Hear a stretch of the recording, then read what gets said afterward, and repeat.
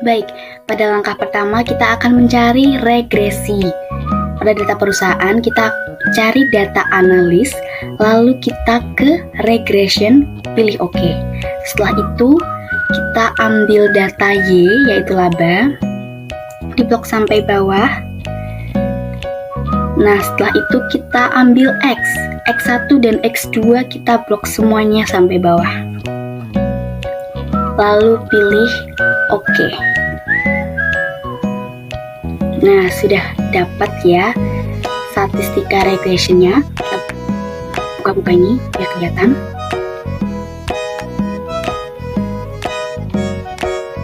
Nah, karena kita mencari regresi, bagian yang diwarnai adalah bagian koefisien. Nah, koefisien itu menandai bahwa kita mencari regresi. Seperti itu. Nah, lalu sheetnya kita rename menjadi regresi.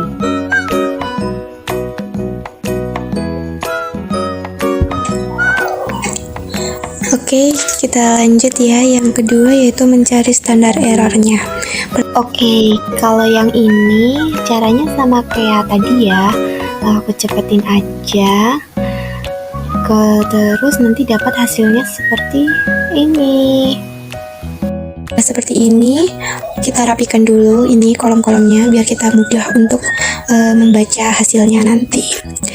Ini terlihat ya kolom standar error di regression statistik. Terus kita kasih warna dulu ya biar terlihat jelas. Kemudian yang standar error yang ini interceptnya X variabel satunya sekian, X variabel 2 nya itu juga. Oke, lalu kita rename dulu ya sheetnya standar error.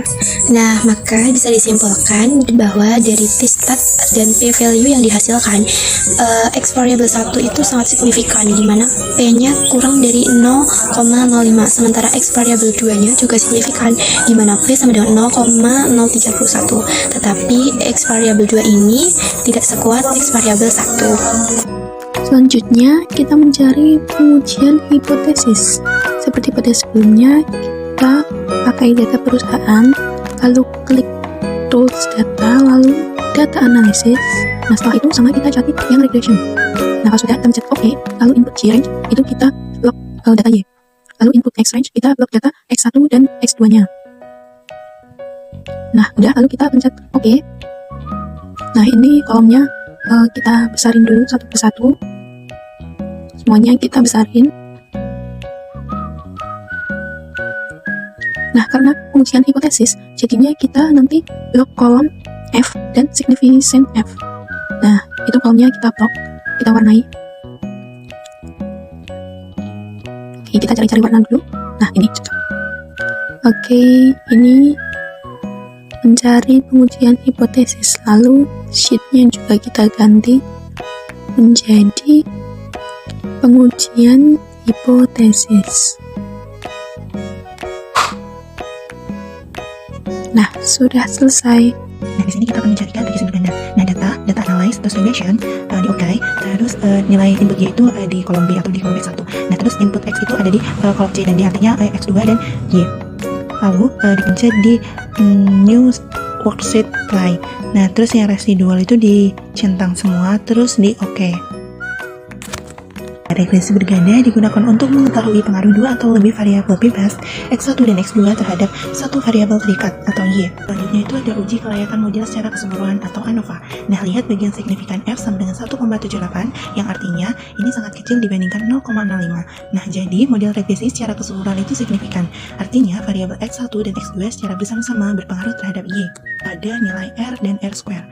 R sama dengan 0,9999, hubungan antara variabel X dan Y sangat kuat, mendekati 1. R square sama dengan 0,99896, sekitar 99,9%, variasi dalam Y dapat dijelaskan oleh X1 dan X2. Nah, setelah itu ada interpretasi per variabel. Variabel interest, nah itu tuh p-value-nya kan 0,54. Nah, artinya tidak signifikan karena lebih besar dari 0,05. Variabel 1 X1 itu tuh p-value-nya tuh 9,83 yang artinya signifikan karena lebih kecil dari 0,05. Yang selanjutnya X variabel 2 itu tuh p-value-nya itu 0,031 yang artinya signifikan karena lebih kecil daripada 0,05. Nah, kesimpulannya X1 dan X2 berpengaruh signifikan terhadap Y karena p-value-nya lebih kecil daripada 0,05. Interruption-nya tidak signifikan.